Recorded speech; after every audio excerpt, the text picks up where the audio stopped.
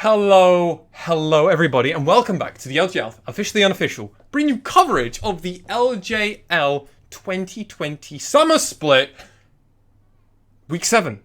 Game 8, initialized. This is our final game of the regular split. It is, and it is a really important one. There are two ways end of splits go. Either the last match means absolutely nothing because everything's been decided, or it's still all to play for. And this one is still all to play for. We have still got to work out our seedings for 4 through 6 in the playoffs. That's half of the standings in playoffs that we just don't know how they'll end up. DFM obviously 7-7, which is good news. They've put themselves already up at the sort of topper end for them. But the Hawks and Burning Core are both at 6-7 and are just about to play off. Whoever wins this gets a tie-off game versus DFM to maybe play off for that 4th space. So if you lose this game, you drop to 6th. If you win it, you can play for 4th. That's a lot of variance. And important to note, DFM had to go 2-0 this week to even force this kind of playoff tiebreaker contention. They went 2-0. They've been able to beat the Rascal Jesters. They were able to beat Crest Gaming Act. Put them in the best opportunity. Now, Burning Core have to go a minimum of 1-1 this week. They weren't able to beat V3, so now they have to ask the question versus the Hawks. The Hawks had to go 2-0 this week. They already did it versus Axis. This is how we've gotten to this playoff area where tiebreakers are now coming into it. And initialize. This is also for seeding reasons. And what does that mean? What does having 4th place seeding really mean over 5th and 6th? It really matters in that when... Obviously, it will be 3rd place who gets to decide who they are playing in the first round. Worth pointing out. So 3rd place is the really clutch. CJ have already decided. That said, at that point, the chances are who you play, you will get side selection. And that is a big deal. So when you move forward, it's your seeding coming into playoff decides your whether you get sides. So, I mean, there's still a world where CGA picked DFM, looks like they take them out early, and then at that point, if DFM stayed in 4th, they would still get, or whoever CGA picked, if they picked the 4th team, they would still get side selection. But any other matchup, you get first choice on the side selection. Pretty big. Yeah, absolutely. Especially if you're able to beat one of those lower seed teams going through and then there's an upset. Immediately just getting to run it back, at least for round 2, moving through into round 3. You know you're going to be always below round 3 moving forward, but then it makes those first 2 rounds a little bit easier. Haven't seen it before, but this is definitely going to be exciting. We also must say that this is because of... We were hopeful for this. Weren't we, initialized? We were hoping for this, and this is going to be the unofficial cast game of the week because it's leading up to this very exciting part. One of these 2 teams are going to play a tiebreaker game versus Detonation Focus Me. And initialize... I'm going to first ask you for who do you want to win for that tiebreaker opportunity, and then I'm going to ask. Then I want the second answer to be who do you think is going to win this game specifically? Oh man, like who's in your heart? So I enjoy the play of Burning Core more. I will put that out there. I just like obviously I like seeing the likes of Once Proud really pop off. I really enjoy that. That said, I think narratively it would be a hell of an achievement for the Hawks to go from dead last in spring to competing for 4th. That would be a super cool narrative. So my heart's kind of split between the 2 on that front. Who do I think will win? Yeah. I think I've largely seen more consistent and better play out of Burning Core. But that said, Dasher and Honey have been looking pretty good. And where the weaknesses are on Burning Core is exactly where those players are right now. So I'm more than willing to say that this game should be a fairly decent contest. Well, Burning Core have been pretty consistent with their 1-1s over the last few weeks. It's been a while since they've had an 0-2, and it's definitely not how they would want to end their split. But only over on the other side for the Hawks, they're yet to really have a really good breakout performance in a split full stop, but also just consistently they almost always go 1-1. Rarely do they have anything outside of that. It's how they've actually had this whole split. They haven't had a 2-0 split. If they beat Burning Core here, that's their first 2-0 split, and that's a confidence boost not only for the team morale, but also going into playoffs, going into their tiebreaker game versus Detonation Focus Me. Detonation Focus Me is a team they're 1-1 against, so going into that tiebreaker match, they'll feel far more better. An important thing of note as well, tiebreaker matches are a best of 1, so it's just like this. That's exactly it. And, as well for the Hawks, they picked up some additional coaching staff in the break before Super Week. And then they were big name coaches. This was Sweet and Zandark, I believe.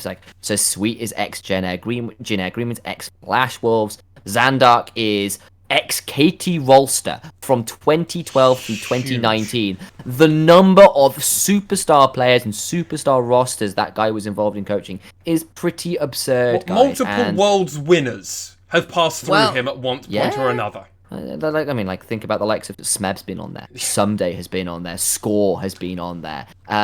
Kakao has been on his rosters. Ryu, who was, he was coaching the squad that lost in that Game 5 blind pick versus Faker. The ZVZ matchup. He was the coach then. That's the kind of history I must stop you here, though, Initialize. As we are into the pick and ban phase, you may continue gushing after a moment, but I must transition us over.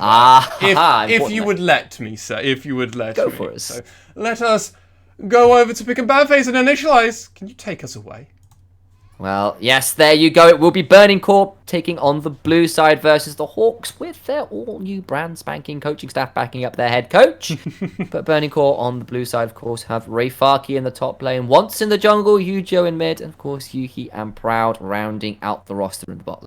Yeah, and for the Hawks, we've got Alanik in the top lane, Tussle in the jungle, Dasha as their mid laner, and the 1,000-acre bot lane. It's not 100, it's now 1,000-acre. How far that bot lane goes, it's Honey and Poo in the bot lane. Pretty good working, Ray Farkey hovering that Alawi, and one day we'll see. I can't guarantee that a first pick Alawi would be a great idea, but that one I think would have to get the analyst seal of disapproval. Instead, they will look perhaps towards a set, and it's flexible. The boss goes to the gym, and he can flex all over this particular champ select. It's great. Do you think do you think Ray Farkey's listening in on our pick and ban phases and stuff, and they heard us about the Alawi, so he's just like, I want to get the unofficial stream some brownie points, and I'm like, we'll take it. I like to believe it. In our fantasy world, though, the Hawks are blind picking Aphelios, which has definitely fallen down the rungs of priority. Of course, we're not on 10-15 when nobody is playing Aphelios. It's completely fallen out of favor in the LPL, which is a massive surprise considering how much they loved that champion. But 10-14, there is still a world where Aphelios is pretty damn good. Volibear was locked in alongside it. Again, it's been the lowest win rate jungler in the LJL, but globally, this guy has been pretty unbearable, so to speak, in terms of his power and presence. Ha ha ha ha ha ha ha ha ha ha. I paused for effect and everything. Yeah. Sure. Ashe picked up for Yuhi, and we're going to be seeing the Ashe that is so much is a huge counter at the moment, relatively speaking, into Aphelios, because you just get to pick, lock him up, and then the whole team comes in. Probably with that set as well alongside him, and you've got to be feeling great, especially if your wants is you're going to just be smacking Tussle around, who you're hopeful is on this Volibear, right? Yes, you are. Last time out, it kind of worked in favor of Tussle, remember? He picked up a Volibear in the last game, and Hoglet couldn't really punish him very well. That said, Once is a very different beast on Lee Sin. He has absolutely destroyed games on this champion before, and when he's got someone like Likely Proud on this set as well to back him up as a Bash brother, can definitely look to make things tricky.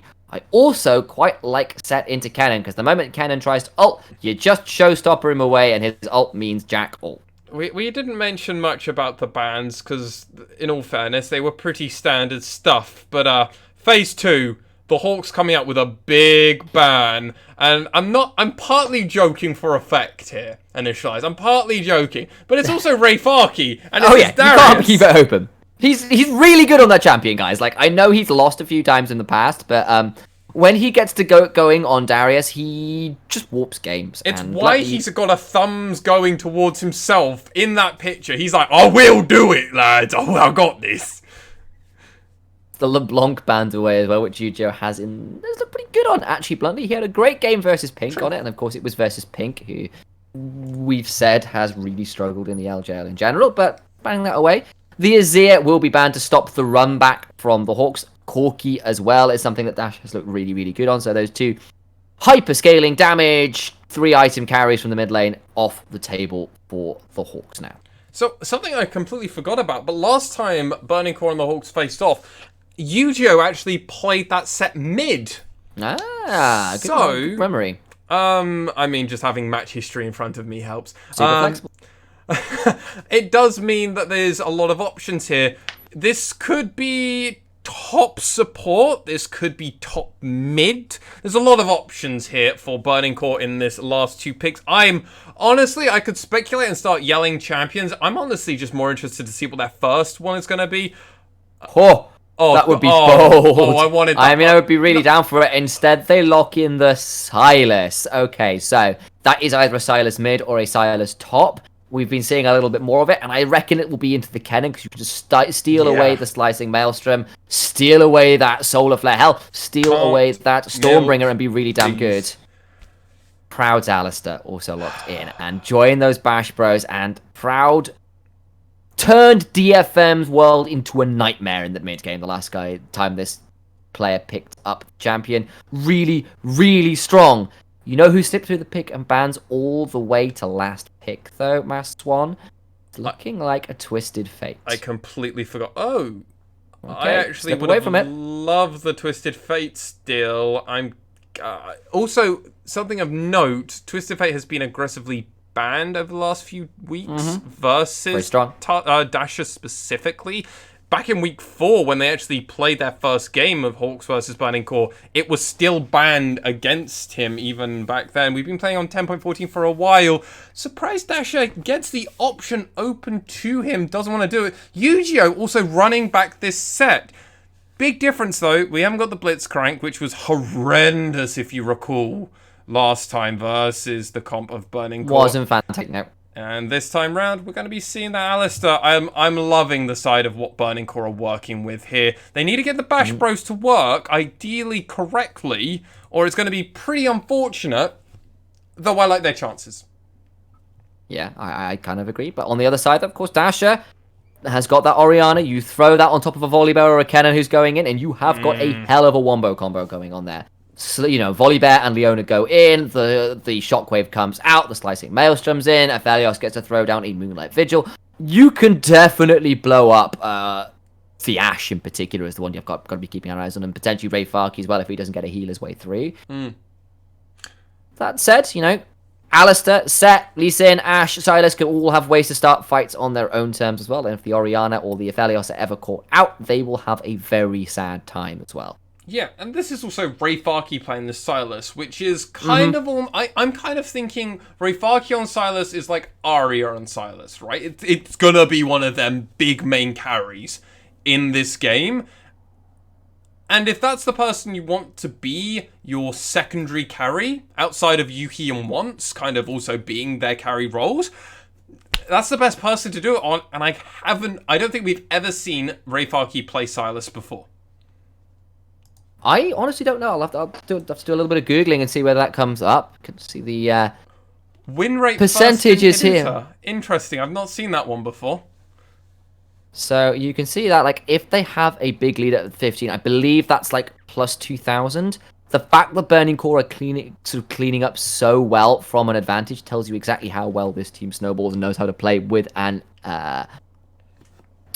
win with an advantage, and that's a big damage per minute score as well, actually, for Burning Core, who do a lot of damage early on, especially versus the Hawks, who were actually a relatively low DPM team by the looks of it. I mean, this is partly why, in my own personal tier list, which we talked about in episode 25 of the podcast, if you haven't checked it out, go check it out there. I basically put Burning Core as my third place team. And that wasn't a crazy speculation, oh my god, Alex, you're going kind of off the rails here. It was actually a pick where it was like, I can see your reasoning, because they've been performing against Sengoku Gaming, and this was also before CJ sadly had a pretty disappointing week in this week. But even then, Burning Core have been playing far and above where they had been sitting in the standings. They just had some unfortunate losses. These stats basically are kind of what I'm partly working on, as this is third across the board outside of one thing where they spike first. Yeah, so the last time Ray Farkey picked up Silas was in spring versus V3. Okay. And Ray Farkey ended up 0-5-0. They got perfect game by V3. This was the one where V3 picked up Lee Sin towards the end of the split and went 8-0-1. Right. If anyone recalls that game way back from spring, Ace on Syndra as well when he started picking that back up again. It wasn't pretty.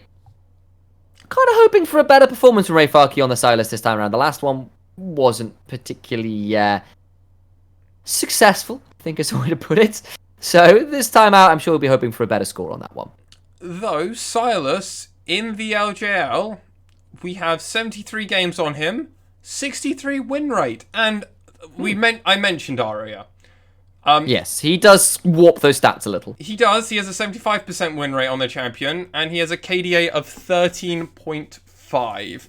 That's actually pretty insane, frankly, on Silas as well. I'm terrified of that man on that champion. It's why it's aggressively banned against him, even in spots where he's not meta. But it doesn't matter, as the game is loading in. We've got our two teams, Burning Core, the Hawks, Initialize. Take us away. And this will be your play-by-play caster speaking. We are cruising at an average height of about 500 feet here over Summoner's Rift. Weather conditions are looking pretty stormy. Stormy for a fight on the Rift that is currently brewing, and there are playoff hopes on the line. Both of these squads want a chance to fight off against DFM for that 4th place spot. And it's going to be a killer last game of the regular split here in the LJL Summer 2020. Welcome one and all, and I hope you enjoy your in-flight entertainment. So where are we dropping on the map, mate? This is a Battle Royale game, right? Where are we that's dropping? The one. Well, looking like it'll be the 5-man fan, so it not looking like we're dropping in for Jungle Invade, that's for sure. Twisted Towers will have to wait for another game, sadly speaking, and that's about the extent of my Fortnite knowledge, I apologise. That's basically my knowledge as well. It's like, well, there's Tilted Towers, and that's I went Twisted Towers as well, I didn't even get the name right, that's just poor, okay. Well, no, you're adding the League of Legends spin, Twisted Tree Line. I appreciate it. I got your save, bro. I got you. Thank you, man. Thank you for that. We didn't sadly get to catch an eye at the top left corner of the map as well, because so have you heard the recent tech that's come out? The Nemesis was sharing that if you look at the dragon that is flying around off the side of the map at the top left corner, maybe we'll talk about this later though, because the Zenith Blade coming as the head bit comes out. All right, no, just some trading back and forth. I can go back to telling you the secret. Slapping stats. Around, okay. So if you go to that top left-hand corner of the map and look over the edge to see which dragon is flying around, the element that dragon is the soul that will be spawning that game. No way. So yeah, not even joking. And that was I believe it's been confirmed. And that's how long has that been in the game for? I think since it's been there. People just didn't know. I'm amazed by how many games has been played of League of Legends and how many players, not only like competitive players, but also just casuals who will find stuff like that and then translates that. Think about it. We've got an amateur team who is now making a bot lane meta game of that Lux Sona. That was a Portuguese amateur league thing, and now it could be potentially viable when everyone's scared that it might become the next Sona Taric lane.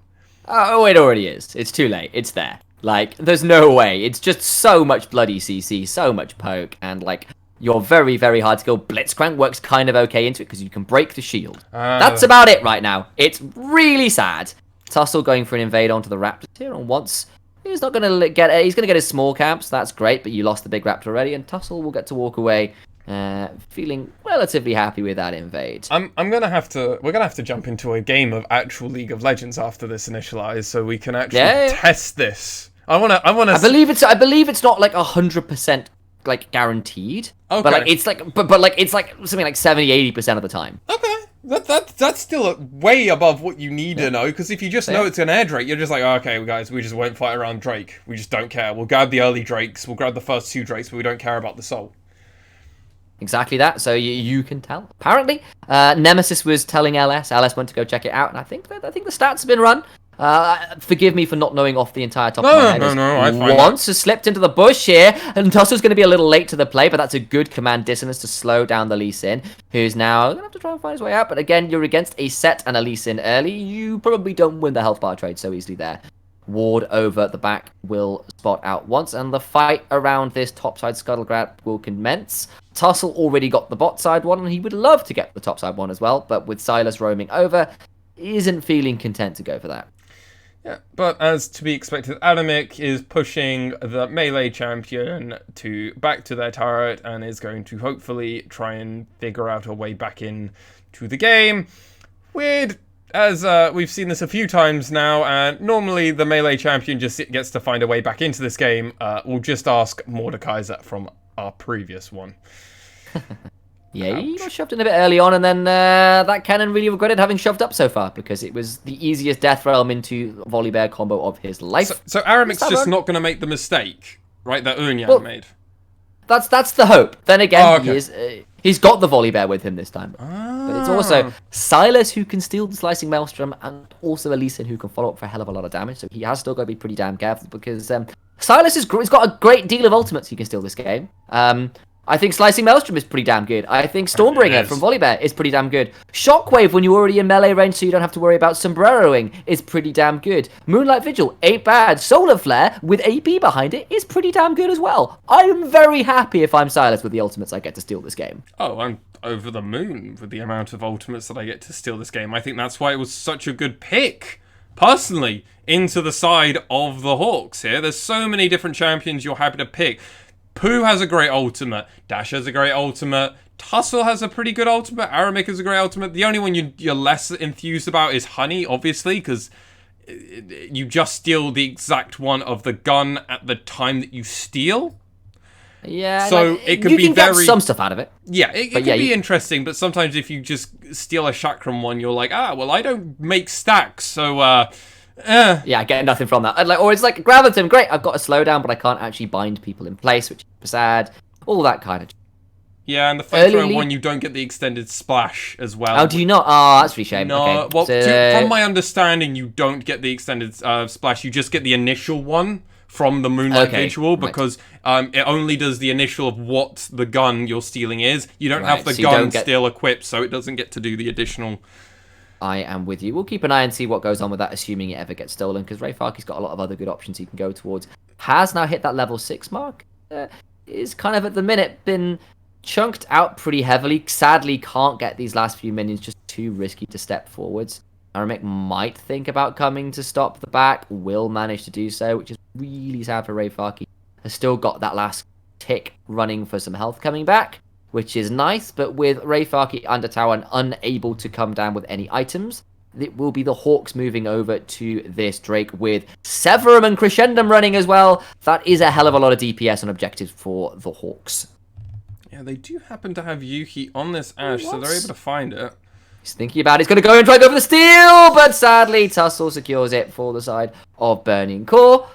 Nice attempt by once, but solid secure. Solid secure. That was a little bit riskier than perhaps Hawks were thinking it would be. Yeah, I mean, I think once almost got that. I would love to see a slow motion replay. You know, where you go into the in-game replay, you download the game, you watch it back, and you watch it back at 0.25 speed to see if you did a really cool play or you just got lucky. And I think once got just a little bit unlucky, and I personally think Tussle actually got really lucky to secure that, as it just came down to a 50-50 smite fight. Yeah, I mean, if basically you smite in flight as Lee Sin and you get the execute damage on your resonating strike coming through, you've got a really good Baron secure. Yeah, objective secure. Barons will come a little later in this game. Hopefully. We've got Herald's first to go through. Haven't quite got level 6 yet on Pooh, but Yuhi's here all alone. And now they're going to try and step forward. The flash over. The flash was too late from Yuhi. He does now cleanse, but that is double summoners now burned for the Ash in response to just Pooh burning the flash for the Zenith Blade. I wonder if he needed to... Oh, okay, we've got both junglers at 6. Okay, I thought there was a level disparity, but it was just buffs disparity, I guess, is what they call it. Okay, Rayfaki looking forwards does not find the abduct. So that will instead be nothing to be found, and once we'll move over to this Rift Herald is on vision though, and Tussle's around the back, so maybe he can try and do what Once did earlier and try and contest. Neither bot lane is here as yet. Proud is recalling, so unlikely to want to start a contest, and with Tussle recalling as well. Looks like this will go over to free for Burning Core. Yeah, Proud getting that priority of aggressively shadowing the mid laner and jungler, not showing himself, basically forces them off of this as they just weren't there and Pooh was far too far off. Proud, it's something that we have commended Proud for playing. He is so good at rotating around, and whenever anything starts happening through the meta, especially if supports where it's like, okay, you leave your AD carry bot so he can keep farming, and you roam as the support and you try and be that pressure because you don't need to get that experience. Proud is a support that's just adapted so quickly to a lot of meta things that's happening around the world and brought them into the LJL when other supports just haven't been doing it, or they're slow to those upgrades. Proud is just there almost immediately doing it, sometimes before it feels like. Yeah, no, he is. He's been very swift on his rotations there when he needs to. And just like his heel turns are what really impressed me. Like he'll walk away and then just suddenly turn around, flash on a dime, and catch people off guard as they're kind of chasing too far. And that really caught out DFM, for example. Oh, multiple times. Looking to potentially punish the Aphelios, who has backed away. He's now returning to lane, but with Rift Herald and inventory, Burning Core definitely setting up for a play here in this bot side. Yeah, I mean, worst case scenario, just force it, get some turret plates, do your thing. It looks like yeah, we're going to be getting the drop from behind probably. Oh, he just showed it. Which is sad. And now he's going to find Tussle instead here, which is going to be a bit sad. These guys, but it comes down. It's the immediate Dragon's Rage, the arrow coming out, but now Burning Core in trouble. That was a good use of the safeguard to try and get out of range, but it's already first blood to Leona, and it's a second over to the Aphelios, who gets one out there. Rayfaki on the top side, starting to try and engage, try and find something back in response. That will be a responding, slicing Maelstrom, but the slows were too big, and Rayfaki could not stay on top to get the stun. It will be 2-0 in the bot side, and now Yujo is in trouble in the mid lane. Tussle and Dash are trading back. There is a challenging smite. That is the shockwave. The Haymaker comes out, but it will be, well, a very dead set. Now Rayfaki going in on the top side again, but not quite enough damage as yet. 3 kills go across to the Hawks. They get 2 in the bot lane. They get another 1 in the mid lane. And Burning Core are not playing this early mid very well. This was like the worst minute for Burning Core ever. So they get popped over, seen there. So the whole idea of diving on bot lane, it also means Dasher does start rotating around, which wasn't going to be happening beforehand. Yuhi has to use his ult just to try and get away. Once is virtually dead at this point, so I'm already discounting him. Yuhi dies trying to do something. Proud's just like, guys, you went really far up on that. They end up losing 3 turret plates, 3 kills. Rayfaki looks pretty sad in the top lane as well, being unable to get that kill. However, he has been able to save this disparity that was in turret plates, as well as also the farming lead. So pretty good for him here as he gets 5 for 0. But then obviously turret plates around the rest of the map. Now far more even. Actually, Burning Core advantage. Very minor one, but 1 turret plate advantage. You take those. Yeah. First turret and the plates. That's nice use of Burning Core. They're still down 1,500 gold, and they are not going to have position around this dragon. Once will be here just about in time, I imagine, but it's going to be very, very tight. He'll need to throw the Q over the wall if he wants to contest it right now, but he is just too late, and Volibear will secure it. Good work from Tussle, and that will be a second Drake over to the Hawks in trade for the top turret. But now we're going to see the engage for Flash Facebreaker. Now Pooh's in trouble. They're going to showstopper that man back. He's got no flash. He gets kicked back, and he will fall down. Rayfaki picks up a kill. He did not teleport in for that. He just walked his way down. And now with the support dead, Burning Core will look to set up around this bot lane tier 1 and try and pressure the Hawks away from it. Yeah, Rayfaki does now have his teleportation up. Only just got up, so now they have to make the decision, where are we going? Rayfaki Fuck, he's in the mid lane at the moment, but I think he just needs to go back to top lane, and so he doesn't lose more, like, plates, really, because I guess plates are only going to be up for another, 30 seconds, we could call it. So I imagine Kennen gets a second plate here for the roam down. So, yeah, you can see it's pretty damn low. It is going to just fall there. That will be a second plate over. That's good news for Aramik, who evens up the gold score that was going a little bit in favor of Rayfaki. Still very much is, right? He's still up 600 gold, but that's Rayfaki actually stepping forward. Gets another bit of damage down. Only managed to find the abscond in onto the minions, but he's got the slow with the GLP. Forces the exhaust out from Aramik. That was, of course, the spellbook exhaust.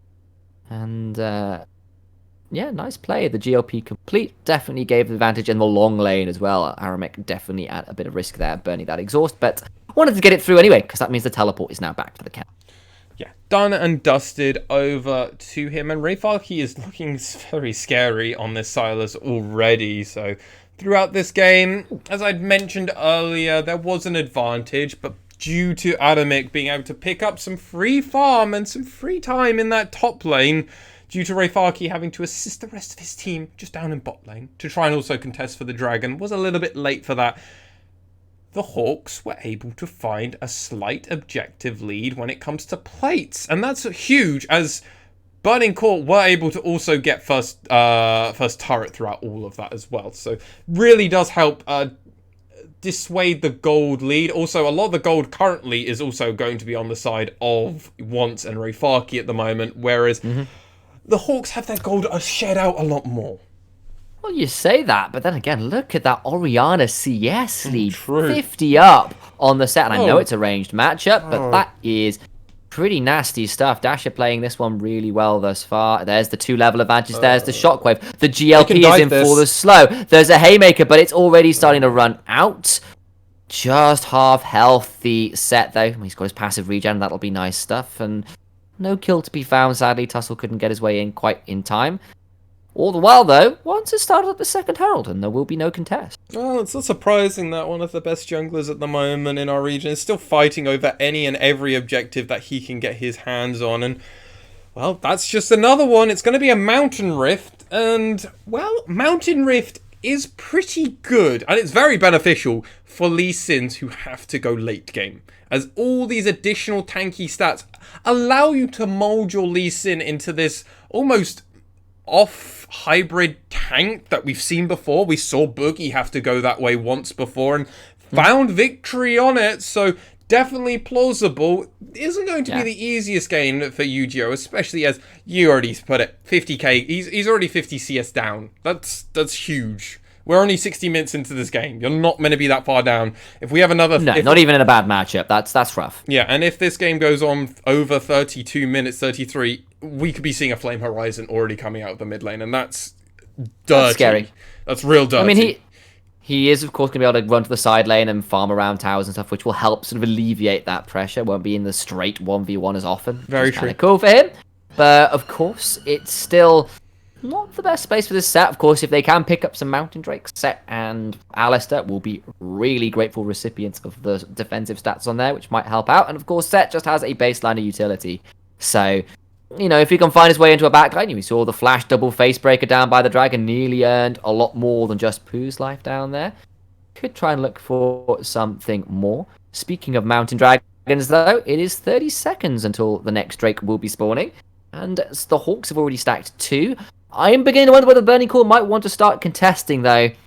No completed items for Set, just got inventory parts in there, but Silas, now at level 12 with a fair amount of CDR and a GLP in inventory, would definitely love to fight right now. And of course, once with that, Rift Herald will summon it in mid lane to buy priority. We've seen it so many times. And they're going to start roaming over to this Mountain Drake pit. Yeah, they're trying to clear out the objective already. They're getting Aramik's teleportation out as well. Oh no, that's Dasher's, even better. Mm-hmm. For sure. Well, it's at least in. Of course, it's still...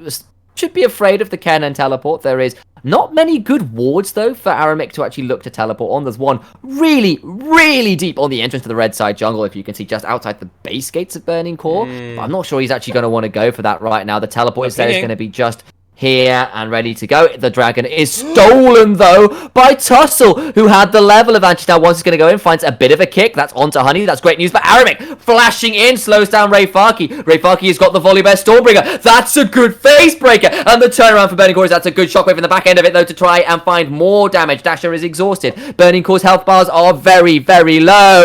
And Dasher finds a kill onto the Lisa, but he has to go golden. Tussle is flashed out and does not quite die. And Burning Core cannot find many kills in the end. It is a 2-for-1. Dasher went down, but did at least get a kill. And now with that man advantage, they're going to look to press in the mid lane. Yeah, really unfortunate fight there from the side of Burning Core. They just weren't able to stack everything effectively. Rayfaki looked like he was going to be able to clean up pretty well in a lot of spots there, but just wasn't able to find it. Let's have a look at this replay and really go through. So Yuhi and Once are aggressively doing this. Proud is clearing vision, and Rayfaki and Yu-Gi-Oh are just kind of going around the sides. Yu-Gi-Oh's going really far away from his team, and I really don't like this at the moment from the mid laner. Tussle it was just a smite fight at the end of it. Far more than it should have been. Yu-Gi-Oh should have been with the team at that point. Now coming around, which might be useful. Problem is it takes him so long. He does get Dasher, but it just goes into the middle of nobody. Really good facebreaker though there. Able to find that. Tussle, god, Rayfaki, if you just wait a split second longer, you would have killed Tussle before going golden. I guess you're just a little bit worried. Does try and find his way onto Honey, but then gets back out. And now Ryu, he's so healthy, but he's got no mana, and also the rest of his team is just so low. Can't follow up. Well played by the Hawks again. They just keep finding these inches and taking it a mile.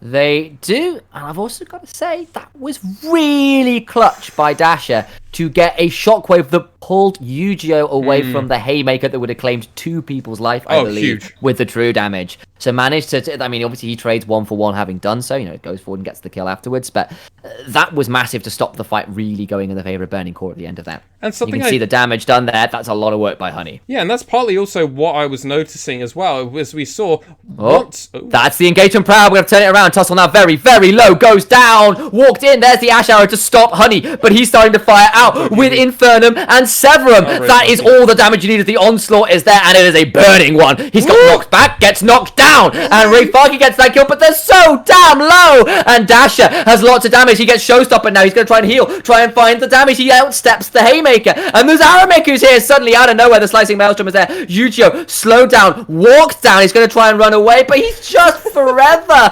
in a bind. He cannot escape. Will fall down. The Haymaker is stepped away from, but the Facebreaker nearly gets him another. He just doesn't quite have enough damage. Tank Set is tanky, but doesn't quite have all he needed to bring down Dasher, who played that on the knife's edge. Let's just remember, for most of this fight, it's a 4v4.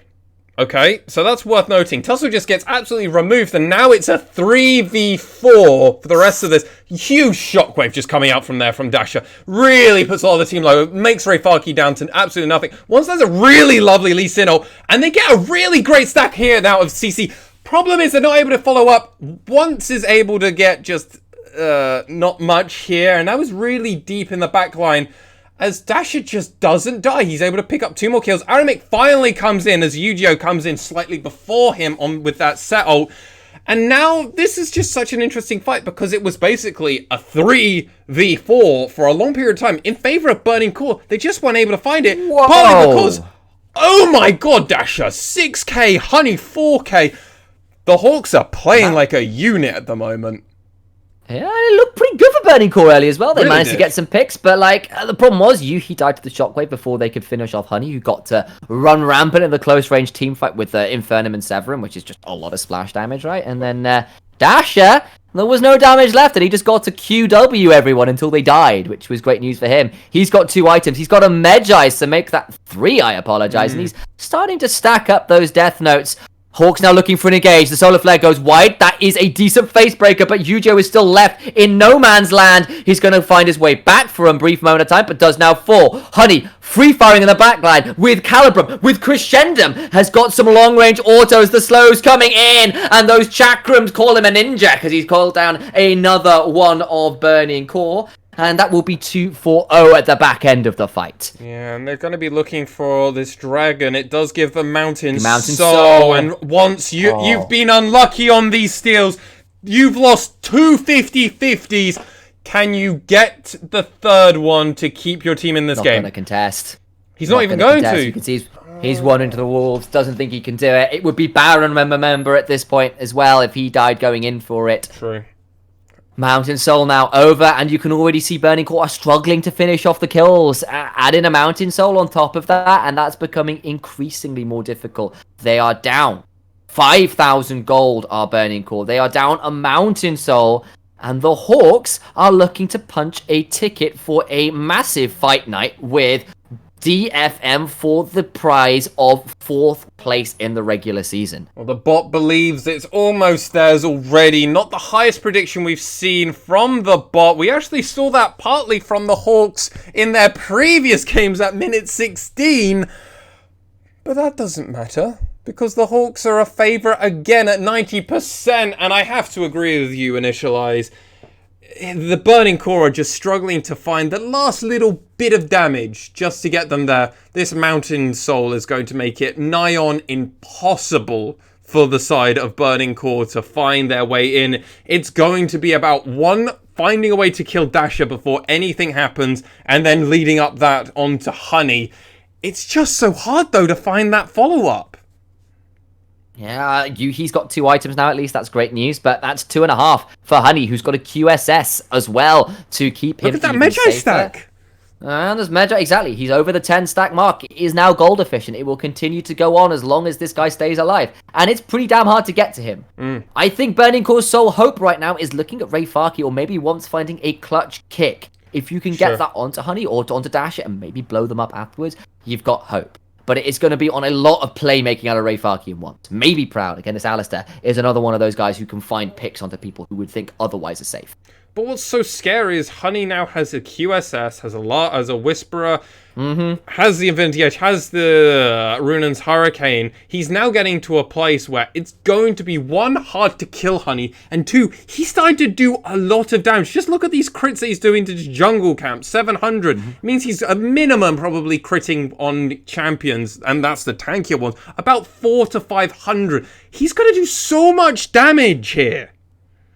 Yes, like, I'd love to say something else, but yeah, Honey is going to crap out damage. Like, there's no other way of putting it. And this Aphelios versus this comp as well, he has to put himself as a bit of risk versus, like, the likes of Aset and Alistair, but if they don't kill him and he gets to fire, he will burn them all down, because they're all going to be grouped up looking for a fight. Yeah, Hawks, though, now starting up this Baron. Burning Core trying to come over and contest, but they have got to find a way through the front lines. Ray Farkey is still on the Leona ult. Solar Flare is available for some response. Hawks now pull away. They're looking to turn it around with Burning Core. That's a flash in from Tussle. He got onto Once, who's taken so low. He survives. He goes over the wall, but he's got no health bar left, and he's in the middle of no man's land. And Tussle throws a Stormbringer. He's not quite in range, but the Thundering Smash will bring him in for a kill. Ray Farkey tries to run away. Gets some healing. He's doing a decent job. He goes golden. But Honey is here throwing out all the damage and will finally bring down the Silas. Yuhi throws an arrow out. He flashes away, but that's all he can do, and the Volley Bear still running in. The Showstopper out will buy time, but now Dasher with the exhaust on him won't quite find the kill onto this Ashe, but it is a 5 versus 3. There is no jungler, and the Hawks can claim Baron. Yeah, and this whole time they were just planning to Baron anyway. If the Hawks wanted to stop, well, if Burning Core wanted to stop them, fight us. If you don't want to stop us, we'll get Baron. They ended up actually getting the kills they required. And what was amusing by me is they actually tried to follow Once, because they just want to kill Once more than anything else. And then they find Ray Farkey. And, oh god, I assume we're going to get a replay of this, because this was just almost the nail in the coffin. I hate to put it there, but it's a nail. It's almost a 7k gold. Well, it's over a 7k gold lead now.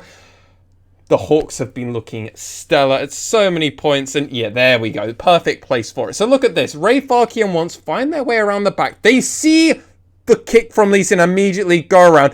Once gets CC controlled, and then look at this. Aramik's like, I just want once. Doesn't find him, and he's like, oh, I'll take Rayfaki, that's fine. Tussle then jumps over using the blast plant and is like, I want once. This whole time though, Rayfaki's getting just mantled. He's almost able to turn it a little bit here, partly just due to the sheer stats and how good he is on this silence. Doesn't matter though. Dasher, look at, oh my god, just almost 0 to 100 Yuki here. So close. One auto. That's all that was required. Wasn't quite found. Tussle, though, now hunting past the red buff pit. Oh, and they got Baron. That is the mid lane tier 2 down. Of course, they have the Baron. That's a big deal. They got out of the back end of that. They are up 7,000, nearly 8,000 gold. Yujo is off vision right now, but there is a ward around the side. He's going to try and come in from behind. Dasher has to be so damn careful. That's a big face breaker, but it's only Pooh that's brought forward. Dasher stays alive, and there's already one dead on the side of Burning Core in full retreat. That Moonlight Vigil lands, but the Inferno won't quite find the kill. One for no. That might have been the last gasp from Burning Core. Yujo finds a flank, and it gets them nothing. And Yu-Gi-Oh! Isn't going to be alive for another 30 seconds. We saw Pro gets taken super low. This is going to be the push. Can the Hawks do it, or will Burning Core keep them alive? And hold on. Well, there goes Tussle. He's going to the backline, but so is Rayfaki. He's gone golden. Once is still healed up. That's a big knock-up. Pooh now low, but Dasher is still alive. Still has Shockwave, but Aramik is dead, and so is the Leona. Dasher's turning it around now. He's there. He's found a double, and it is still a 2 versus 3 in favor of the Hawks, and Honey and Dash are alive. The damage is alive. Tussle is low. Once is around the back looking to find something. He hasn't got a kick, though. That's a big deal. And Honey takes down the last Nexus turret. Now Yujo is in the front, but once again the Haymaker is sidesteps. He goes down. Tussle claims up another, and Honey will crescendum Severum to onslaught his way to a victory here over Burning Core. The Hawks punched their ticket to a fight night with DFM for a tiebreaker match for 4th place in the LJL Summer Split. GG to the Hawks. Has to feel great if you are the Hawks themselves.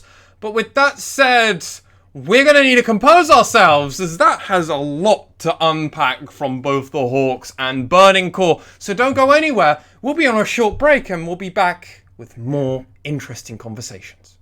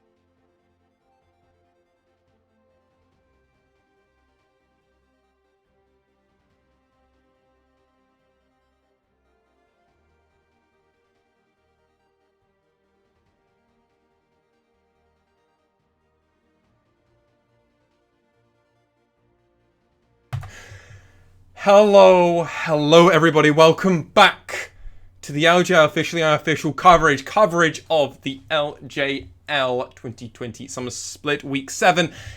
Game 8, our final game of the LJL. Fukuoka SoftBank Hawks versus Burning Core. The Hawks prevail, have their first 2-0 in the Summer Split. Now they get to face off against Detonation Focus Me in the tiebreaker matchup. I just saw Dasher himself wipe his brow as he was like, "Whew, that was a game we just had, and it feels good to be here." And damn well it should, Dasher, as you are one of, if not maybe the most important player for the Hawks in that game you just had. His Orianna was pretty spot on in a lot of spots, right, Initialize? Yeah, it was. You know, Hawks have gone 2-0 this weekend. They've looked pretty clean doing so. Part of how clean it was that Orianna who went up to a 50 CS lead in lane. At the 16-minute mark! At the 16-minute mark! Yeah, died once, but basically did so saving his team from a haymaker that would have claimed a number of lives around a Dragonfight. Went 1-for-1 doing so as well. Got 3 kills against the run of play in a jungle fight that was looking pretty ugly for them. You got 6k damage in that particular fight as well. Just really, really impressive stuff from Dash's Orianna. The shockwaves were pretty brutal, especially because they basically caught Yuhi every time. That Ashe never got to play the game. Yeah, and if it wasn't on Yuhi, it was on 4 other members of the team. So it was either, or it's always on the carry, the one person I care about, or I'm going to just not die and I'm going to get everybody else. And it worked flawlessly. Dasher, I want to say, after Super Week, a return to form. A form of Dasher that we were expecting for a long time, Initialize. Yes, I think it's... We started seeing that in Week 4 a little bit, because they did play versus Burning Core then, and he had that 1-in-10 LeBlanc, in all fairness. Yeah, oh, yes. So, like, this is a guy who is a solo queue prodigy, a mechanical prodigy, but has had some of those solo queue tendencies in his play over the last split and a half. Well, 2 splits now. We've finished with this one, let's be fair. Or at least regular. But those rough edges have largely starting to be sanded down. There's a lot less of the impatience, a lot less of the blinkers on, going for the 1v1 and getting punished for it. There was a point where you would say, he's on Aurelia, he's going to go for the 1v1 in mid, he's going to get caught out, he's dead. Oh my days, he's gone 2-5. What a surprise. Like we're all just there like, Dasher, why are you doing this? And that has largely not been a problem for the last 3 weeks of play. And granted, that's in a very compressed window, but that is great news for the Hawks. Yeah, and moving forwards for the Hawks, they have to feel pretty confident going in, facing off against Detonation Focus Me. Yes, DFM had 2 stellar games this week, but in all fairness, the Hawks have to feel great because they went 2-0 as well. They just beat 2 teams that are also they're 1-1 versus Detonation Focus Me and everything else. But let's just have a few more recaps on the Burning Core game before we go on a wider view, as I think that's fair. The Hawks came out to early objective advantages and very minor gold leads throughout this game. They did. Nothing huge, though, really, right, Initialize? I mean, like, I'll say nothing huge to begin with, but it started to blow open, partly because that Orianna lead in the mid lane was becoming a serious problem. Silas is a relatively low economy champion, especially if you're building a tank. Yes. But even so, that Orianna was really causing some issues, and yes, it was kind of more around the Drake stacking that things started to get a little bit scarier. Tussle on Volibear managed to secure 2 Drakes in 50-50s, which was pretty critical. One was an attempted steal, one was a steal himself, and that got them up to Mountain Soul Point from doing that, and that really put a timer, I guess, on Burning Core, who then were forever terrified of that Mountain Soul. They lost it, and at that point, they were already done. Yeah, that was it. They couldn't do much about it. That soul, when I called it, I was like, well, if the soul, it's over. And then basically, they got the soul. They already had Baron, I believe, at that point. Or did they get... No, they got Baron after getting the soul. Yeah, they got soul into Baron. They didn't need the Baron, in all fairness. They just... I loved it because they baited around the Baron. They were like, we can just take this. Ray Farkian want to try and contest or do something. once kicks over, misses the Baron, doesn't find any members of the team, which is probably what he's more testing for, because the cooldown on the once you've got max Q on Lee Sin is about 3 to 5 seconds, even with a miss. It's really short, the CD, especially depending on your build. Missed it, and then immediately all 3 members go immediately out of the Baron pit, and they're just like, duh, duh, duh, duh. You can hear the Jaws theme going on, and they find once, and they're like, perfect, and then they then they find Rayfaki. And then it's all just gone. They kill both of those members, rotate back around, take the Baron, and then, as you said, the game was over. The game was already over. They just wanted more. But that was kind of the nail in the coffin. I agree. And there's something to, actually, I think, while Rayfaki had it pretty okay on the Silas. He had a pretty solid game, especially in a bad matchup. And there was the one pick around sort of the bush bait around the sort of topside river as well. That I managed to pick off once, begin with. And it gets turned around, of course. But there were moments of brightness, but... frankly, the fact that the immobile Ashe and the Orianna never really were all that threatened versus Silas. Aphelios. Ashe. Sorry, thank you. Silas versus the Ashe. Versus the Silas with so many ults to deal. Versus a Lee Sin who can kick you from behind. Versus the Alistair. You know, all of these champions had very good CC and way to get onto the backline. The fact that the Orianna and the Ashe... Well, twice in the same sentence. The Orianna and the Aphelios. There we go. Were largely unthreatened was really problematic for Burning Core. And yes, there was a big snowball against them, but there should have at least been a little bit more threat to those champions.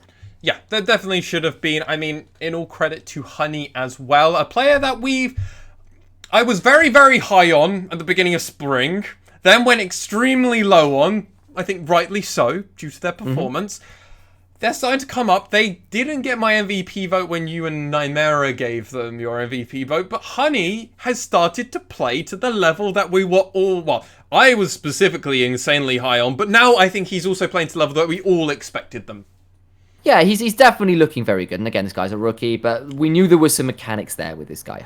Yes. And he's been showing off the last couple. I agree. It's good stuff. Yeah. And while he didn't have to be the main carry in this game, he was a very good support carry. Yeah, exactly. And especially after there was the 2-for-0 bot lane when Burning Core kind of got a little bit caught out, and then it turned into a 1-for-0 mid lane as well, with Orianna turning up with Tussle there as well. The game would have pretty much broken at that point. Orianna was on the board, Aphelios was on the board, and they just never really let it go. And credit to the Hawks for a really clean snowball. Yeah. Oh, that was clean. Was 50-50 a few points with those dragons, but... yeah, sure. No, that's fair. As clean as you can... Oh, yeah. Once they had that... I think they had a 500 gold lead near the beginning of the game, and it just never went ever in Burning Core's favour. Congratulations to the Hawks, meaning, I believe, with how everything's working, we will wait for confirmation. Check our Twitter.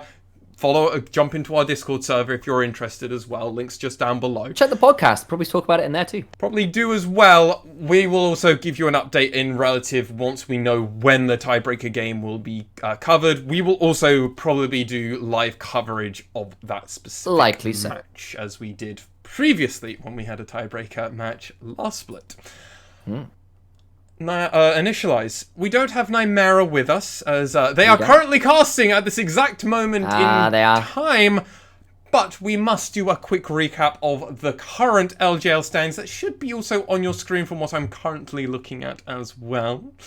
Hoping so. If the magic is all working. So let's do bottom up, because that's always the better way to do this. Rascal Jesters, sadly, due to their roster problems, are in last place, 2 and 12. You know what? It's better that they at least got a few wins under their belt early on, but slightly to be expected, right?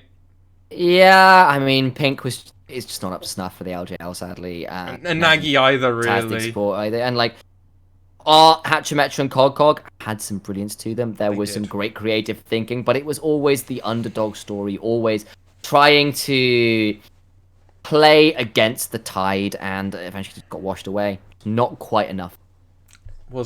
Not enough. Axis then 3 and 11. They started so late. Why? And it's so sad to see this, as they could have played 8 more. Well, in the perfect world system, they get day 1 in earlier, and maybe this is a team comp where if Magical Christmas Land and hindsight in 2020 and all of that's perfect, this could have been a team that could have been contending Burning Core, Destination Focus Me, and the Hawks. Yeah, may well be in playoffs. Yeah, I mean, they went from 0-8 to 3-3 in the last 3 weeks, right? Like, that's a massive step up. And sadly for them, it was too little, too late. But the fact they did kind of play blue shell a little bit, took wins off people they should have done, is credit to them. They did take a win off Sengoku. They did take a win off Christ Gaming Act, and that potentially changed the standings a little bit. Yeah. LJL are now not in second place despite winning some other games. Maybe if they won that game versus Axis, things might be a little different. Yeah, same for Sengoku as well. They also got upset by Axis, but it didn't matter. They also were able to clean up throughout this week, importantly as well. Burning Core, our 6th place team, we saw them go 0-2, their first. Oh no, not their first 0-2, sadly, actually. I was about to say their first 0-2, and it wasn't, actually. They did 2 of those, but they also went 1-1 in almost every other week. Actually, I think they had a 2... no, they didn't have a... I can't remember how it all... They had a 2-0 on the Saturday. They did have a 2-0. Yes, that's right. That's how they had a 2-0, and then they went 0-2 and everything else. 6-8. Burning Core looked a bit stronger in Super Week and leading up to Super Week than they had looked over this week specifically. Hopeful, though, for playoffs and that we get a renewed vigor for Burning Core. Yeah, I mean, there's... Basically, they desperately need Want and Ray Farkey to pop off. And that's not a bad thing to bet on, but the thing is, when they don't pop off, they look like a significantly more mediocre. We saw it in the 2 games today. Want didn't really get rolling in either game. Ray Farkey, again, didn't really get rolling in either game. It did an okay Silas performance this time around, but, you know, like, nothing super pop off, and as a result, they're in 6th, probably rightly so. That said, you need to be afraid of these guys. They've got very narrow draft conditions, but if they hit them, they can play to them. Yeah, and they could definitely beat a lot of our higher seeded teams. So even with a slight disadvantage on pick side, we could easily see an upset in the first round of playoffs. Our joint first place team, which I'm personally assuming, so do not take this as news. I'm personally assuming next week is when we'll be getting this matchup. There's the Fukuoka SoftBank Hawks game, and let's talk about them first. Initialized, they went 2-0 this week, and the Hawks look the best they've ever looked currently in the LJL, right? They did. They had. I mean, it wasn't anything super flashy, don't get me wrong. It was basically clean early games into good mid-game fights, winning the game. Yep. That's nothing bad. And they beat, of course, they beat down, I believe it was, Burning Core and Axis this week. So the team's lower than them in the standings, but that win over Burning Core that we just saw was huge. They was their direct competition. They take them down a peg. And that's good news coming into the first round of playoffs that they can contest. They've got to go against DFM, who, by the sounds of it, again, we've not cast the games yet, had a pretty dominant day themselves, so hopefully that should be a pretty killer matchup. Will be a best of 1. We haven't seen Destination Focus Me, so we won't be touching on them, nor will be touching much on about the rest of the teams, as we haven't actually covered the games yet, as we'll be covering them tomorrow about the same time, around 9:30 to 10 o'clock British Standard Time. But let's quickly run through the rest of the standings, Initialize, if you'll do me that pleasure. Destination Focus Me, 7-7. Weird. I'm going to actually slam them, even though they had a good week today. 2-0. It's taken them this long to 2-0. Really, this wasn't also their hardest week as well. So I mean, they took down Crest Gaming App and stopped them from getting second, so some credits to you there. But they had the testers as well, right? But CGA also, by the looks of it, played fairly poorly going 0-2 this week. So, some credit due. DFM looking like back to some semblance of form, but it is very late in the day. So we'll see how that goes. Tiebreaker match is going to be important in more ways than one, not just for seeding reasons. I think for us gauging where they actually are as a team and how that game goes. If it's clean, we're getting playoff DFM. If it's dirty and they lose, God, things get tricky. What's happening?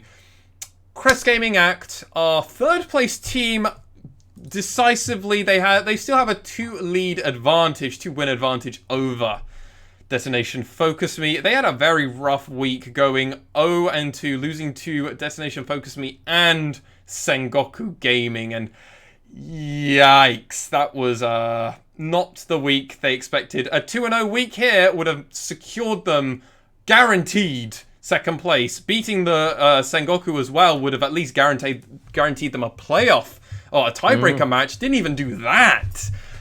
Nope. And this is always the risk with CGA. You can never count them out. You can never fully count them in.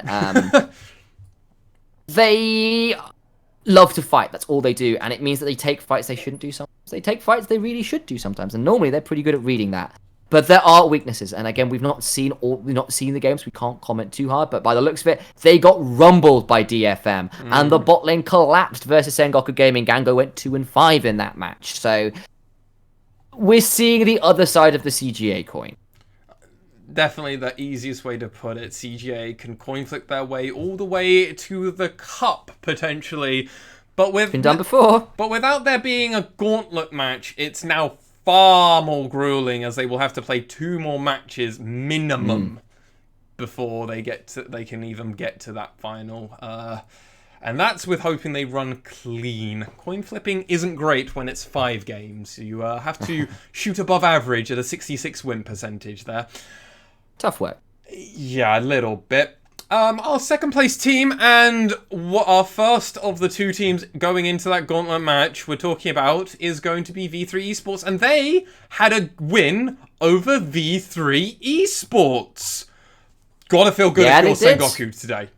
Yeah, I believe they went 2-0. They took down their direct competition in CGA. They took down the top of the table, who's also their direct competition in V3 Esports. It's off the back of a very mediocre Super Week where they went 2-2. This time around, they got a great draft versus V3, and Blank, Empyrean in particular, really put the kosh on Boogie. His Kha'Zix was...